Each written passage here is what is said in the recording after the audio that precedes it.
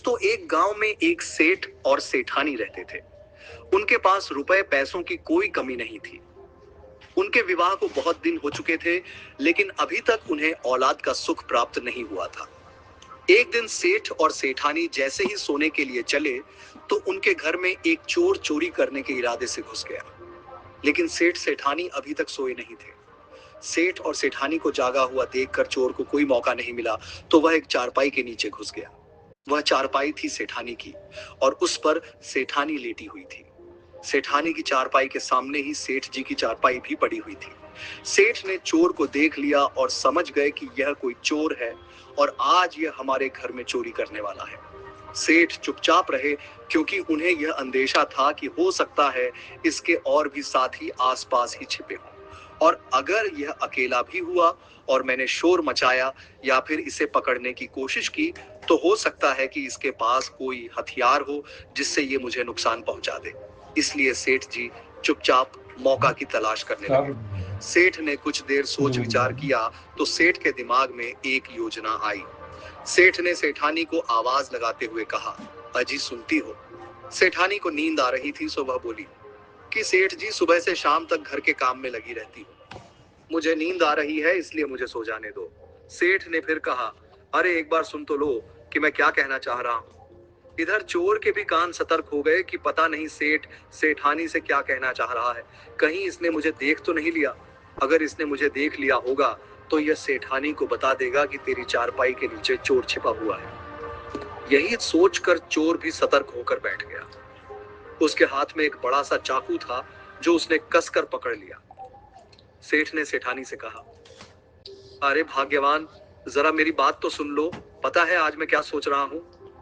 सेठानी बोली, अच्छा बताओ कि तुम क्या सोच रहे हो। सेठ बोला कि मैं यह सोच रहा हूँ कि जब भी हमारे बच्चे होंगे तो 3 बच्चे होंगे। सेठानी बच्चों की बात सुनकर चौंक गई और बोली, अजी हमारे भाग्य में औलाद कहाँ। अगर होती तो अब तक तो हो जाती। चलो अब सो भी जाओ, बहुत रात हो गई है। सेठ ने कहा, तुम्हें सोना है तो तुम सो जाओ, लेकिन मुझे तो बात करनी है। सेठानी ने खींचते हुए कहा, भला आज आपको इतनी रात में बच्चों के बारे में बात करने की अचानक क्या सूझ पड़ी? अब आप सो भी जाओ, सुबह उठकर बच्चों के बारे में बात करेंगे। सेठ ने फिर कहा कि नहीं सेठानी, मुझे नींद नहीं आ रही है। अच्छा एक बात तो बताओ, तुम्हें लड़की चाहिए या लड़का? सेठानी बोली कि मुझे लड़की भी चाहिए और लड़का भी चाहिए। सेठ ने कहा, लेकिन भाग्यवान, मुझे तो 3 लड़के ही चाहिए, और देख लेना हमारे घर में जब भी बच्चे होंगे तो लड़के ही होंगे। सेठानी बोली, अरे अब तक तो भगवान ने औलाद दी नहीं, क्या पता आगे भी हमें औलाद मिले या ना मिले, और पता नहीं कब मिले।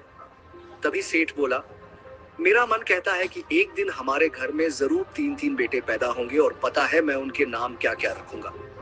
मैंने तो उनके नाम भी सोच लिए हैं। सेठानी को बहुत जोर से नींद आ रही थी, सो वह चीखते हुए बोली, अरे अब बस भी करो, सो जाओ, बच्चों के बारे में सुबह बात कर लेना। पता नहीं तुम्हें आज क्या हो गया है, रोज तो शाम को ही खर्राटे भरने लग जाते हो, और आज देखो कैसी ऊट पटांग बातें कर रहे हो। इतना कहकर सेठानी तो करवट बदल कर लेट गई, पर सेठ फिर भी बोलता रहा कि देख सेठानी, मुझे तो आज तुझसे बच्चों के बारे में बात करनी ही है, चाहे तू सो या जाग, पर मैं तो बोलूंगा। इधर चोर भी चारपाई के नीचे लेटा लेटा सोच रहा था कि यह सेठ का बच्चा कब सोएगा। चारपाई के नीचे पड़े पड़े मेरी तो कमर भी जकड़ गई है।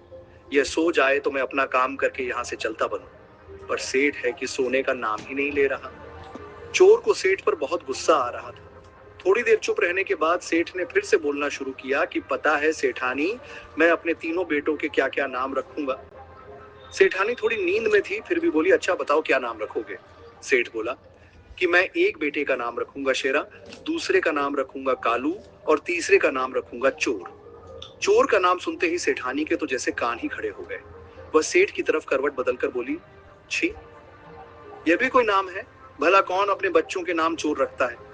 पर सेठ बोला कि देख सेठानी, वो मेरे बच्चे होंगे, और मेरी मर्जी है कि मैं अपने बच्चों के क्या नाम रखूं। और वैसे भी चोर नाम में क्या बुराई है? क्या चोर किसी माँ के बेटे नहीं होते? अब चोर भी पड़ा पड़ा सोच रहा था कि यह कैसा सेठ है, कोई अपने बच्चों के नाम चोर कैसे रख सकता है। चोर की भी समझ में नहीं आ रहा था कि सेठ कैसी कैसी बातें कर रहा है। थोड़ी देर बाद सेठ फिर बोला, अरे सेठानी, जब मेरे बच्चे तुम्हें परेशान किया करेंगे तो तुम मुझसे शिकायत किया करोगी या फिर तुम उनकी पिटाई करने के लिए उनके पीछे डंडे लेकर भागा करोगी। तो बच्चे दौड़कर मेरे पास आया करेंगे और अपनी तोतली जबान में मुझसे तुम्हारी शिकायत करेंगे कि पिताजी देख लो माँ मार रही है, और मैं तुम्हें झूठ मूठ का डांट दिया करूंगा। ऐसा कहकर सेठ ने ठहाका लगाया। उसकी हंसी के ठहाके से सेठानी की नींद खुल गई। सेठानी जोर से चिल्लाकर बोली, अरे अब बस भी करो ना, सो जाओ, सुबह उठकर बात करेंगे। पर सेठ तो चुप होने का नाम ही नहीं ले रहा था। सेठ बोला कि देखो सेठानी, मुझे आज इस बारे में बात करनी ही है। आज मेरे मन में मेरे बच्चों को लेकर तमाम बातें आ रही हैं। तुम्हें नींद आ रही है तो तुम सो जाओ और मुझे खुद से बातें करने दो। सेठानी की भी अब नींद उड़ चुकी थी, क्योंकि सेठ ने इतनी देर से उसे सोने जो नहीं दिया था। अब सेठानी भी बच्चों की बातें सुनकर थोड़ी भावुक हो गई और बोली, अच्छा सेठ जी बताओ क्या कहना चाहते हो। सेठ ने कहा, पता है सेठानी, जब मेरे बच्चे थोड़े से बड़े होंगे और बाहर खेलने जाया करेंगे, शाम को मैं जब घर आया करूंगा और बच्चों को नहीं देखूंगा तो तुमसे पूछूंगा, अरे भाग्यवान हमारे बच्चे कहाँ हैं। तो तुम मुझसे कहोगी कि बाहर खेलने गए हैं, बड़ी देर हो गई वापस नहीं आए। तो पता है मैं दरवाजे के सामने खड़े होकर अपने तीनों बच्चों को कैसे आवाज लगाया करूंगा। अब सेठानी दिलचस्पी लेते हुए बोली, अच्छा बताओ कैसे आवाज लगाया करोगे। तो सेठ ने कहा कि मैं दरवाजे पर खड़े होकर बोला करूंगा कि ओ शेरा ओ कालू चोर, ओ शेरा ओ कालू चोर। सेठ जोर जोर से चिल्लाने लगा, ओ शेरा ओ कालू चोर, ओ शेरा ओ कालू चोर। असल में शेरा और कालू सेठ के पड़ोस में रहने वाले दो पहलवानों के नाम थे, जो कि सेठ जी के अच्छे मित्र भी थे।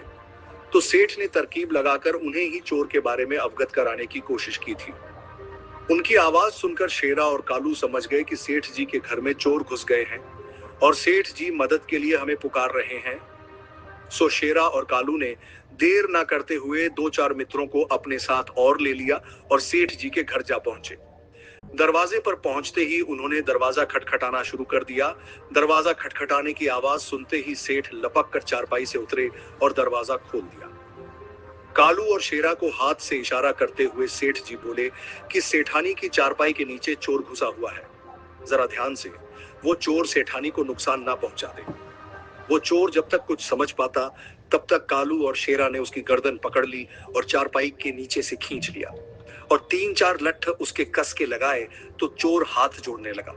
अब सेठ ने सबको पूरी बात बताई कि मैं इतनी देर से जो बच्चों की बातें कर रहा था वह इसीलिए कर रहा था कि इस चोर को शक भी ना हो और मेरे घर में चोर घुस आए हैं यह खबर मेरे मित्रों तक भी पहुंच जाए। समझी सेठानी, इसीलिए मैंने ये सब कहानियां बनाई थी। अब सेठानी के साथ साथ चोर भी ये बात सुनकर हैरान था कि सेठ जी ने मुझे पकड़वाने के लिए क्या तरकीब लगाई। सभी लोग भी ठहाका मारकर हंसने लगे और सेठ की अक्लमंदी की प्रशंसा करने लगे और चोर को ले जाकर नगर के कोतवाल को सौंप दिया। तो दोस्तों, कहानी का सार यह है कि मुश्किल समय में हमें सूझबूझ और बुद्धिमानी से काम लेना चाहिए। कहानी पसंद आई हो तो एक लाइक अवश्य कर दें।